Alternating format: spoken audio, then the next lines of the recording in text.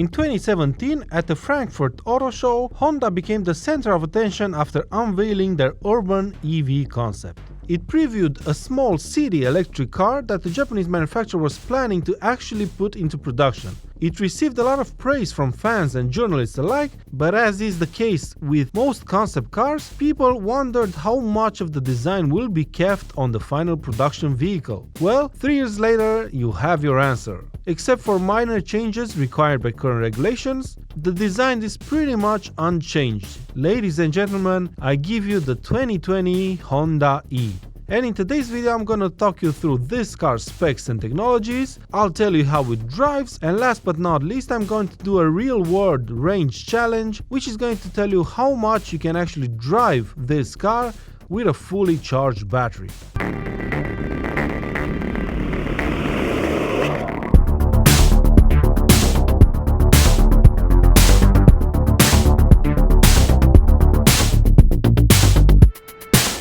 So, as you guys can probably see by now, the car is charged 100%.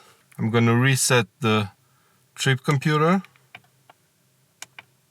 So as you can see, it says I still have 190 kilometers to do. And today I'm taking a trip down to Stockholm and back. That's going to be 40 something kilometers. We're going to take B roads, highways, and then we're going to go through a crowded city. So let's get back to the review and I'll update you at the end of the day with all the numbers.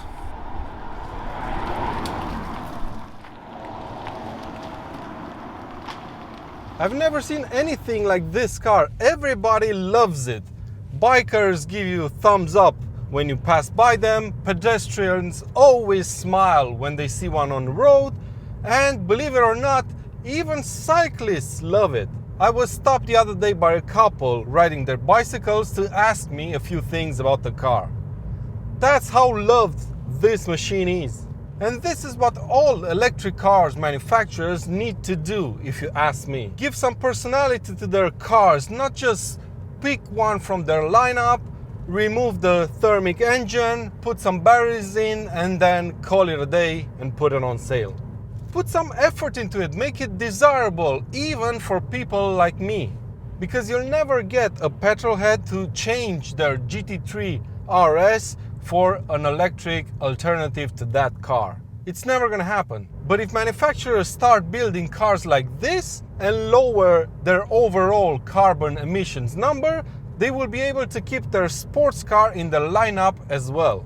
Look at Porsche, that's the best example. They've recently built the Taycan, the next generation Macan is already confirmed to be electric, and rumors suggest that even the next Cayman and next Panamera are gonna follow suit. And they're doing that just to be able to keep the 911 in their lineup as it is at the moment, with a petrol engine right behind you.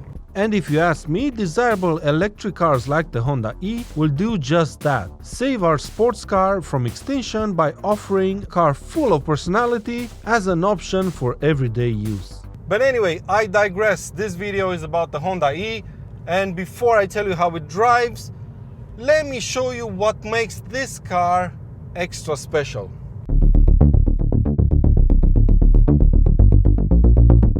This is the Honda E Advantage Pack. It's the best equipped car you can buy in Sweden, but also the most powerful. It has a 35.5 kilowatt-hour battery underneath the body. It produces 150 horsepower and 315 newton meters of torque, and all of this car's power goes to the rear wheels. It's finished in this cool charged yellow paint job, a free color option. It rides on 17-inch alloys, and because of all the batteries and electric motors, the Honda E weighs in at 1.6 tons. Once you approach the car handles pop out, inviting you inside, where you will be completely won over by the new Honda E. Because this interior is absolutely gorgeous and quite functional. It's spacious as there's no transmission tunnel, and because of the large windows the car has, there's plenty of light coming in and there's very good visibility all around. Honda calls this a lounge style interior, and I totally see where they're coming from. The seats are dressed in this nice fabric material,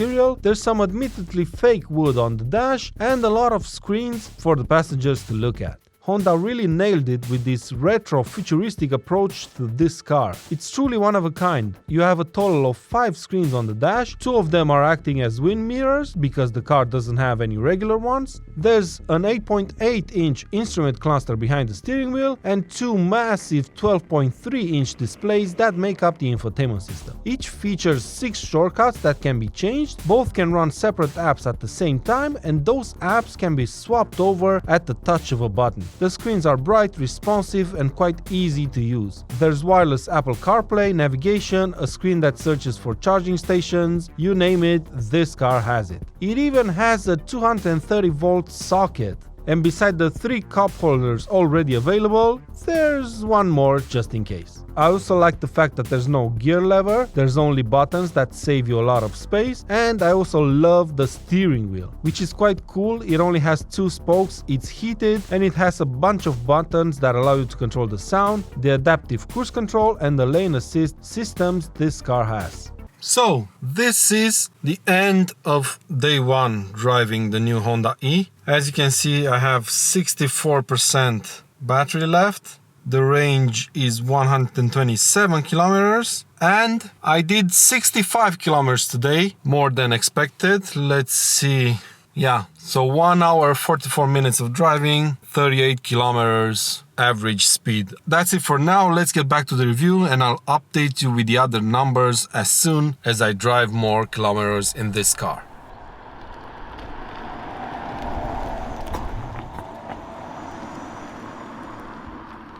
So how does this car drive? Well, it's lovely to drive. It's quite refined and the suspension is quite comfortable. And because the suspension is fully independent, that helps a lot with everything. It's also very easy to drive, the steering is nice and light, and it's quite smooth to operate. What do I mean by that? Well, usually electric cars can be quite jerky on hard accelerations, but Honda's engineered really set this up quite beautifully, and it's very smooth even in this car's sport mode when you're going full throttle, so to speak. And while this car was built for city driving mostly, it really has no problem when it needs to tackle a corner or two. It leans quite a bit in the bends, but it's quite fun to drive. Throttle response is, well, very good because this is an electric car and it doesn't have any lag whatsoever. And, well, what I'm trying to say is that this car doesn't really fall apart if you're doing the occasional B-road blasting, for example. The turning circle of this car is absolutely amazing. I love it. You don't really need the full width of the road to turn it 180 degrees. And when you do that, it feels like there's 4 people lifting the car up and just turning it around. It's so maneuverable. So here it is, guys. 1 full tank, air quotes, in the Honda E. I've managed to do 140 kilometers. There's 14 more left in the range. Battery is at 7%. If we do the math, the real life fuel figure for this car or range is 155 kilometers, right? There you go. So my average speed was 30 kilometers per hour. I drove for 4 hours and 40 minutes. And just so you guys have the full picture when it comes to this test that I did, so to speak, I drove this car just like any other regular car, so I didn't really try to save fuel. And considering the Honda E was built for the city and I had the battery fully charged on Monday and today is a Saturday, this is perfectly good for me. Let's get back to the review, and then at the end of the video we're gonna do a fast charging test to see if this car can charge to 80% in 30 minutes like Honda claims. I really have to applaud Honda for this car. It is absolutely stunning. Maybe the perfect city car if you ask me. And well, if you fit one of those fast chargers into your home, the range anxiety goes away completely. You just plug it in and in 30 minutes you have 75 or 80% full battery, and that's plenty for driving around the city for a couple of days. Now this car is obviously not perfect, and there's a couple of things that I'm not really sure about. The first thing would be the price. Obviously it's more expensive than its rivals, but this car is pretty much overly engineered, so you do get a lot for your money. And the second thing I'm not really sure about is these cameras instead of the wing mirrors. I mean, they do help, but they're not very bright when it's dark outside, and when the sun shines directly into one of them, you can't really see out. So yeah, there's minor niggles here and there, and you really do get used to them instead of having wing mirrors quite quickly, especially with the right one, because that's basically where you're looking at. But with the left one, it takes a bit of getting used to, because you usually look above it, so to speak, and now you have to look a little bit downwards. I'm now at the fast charging station.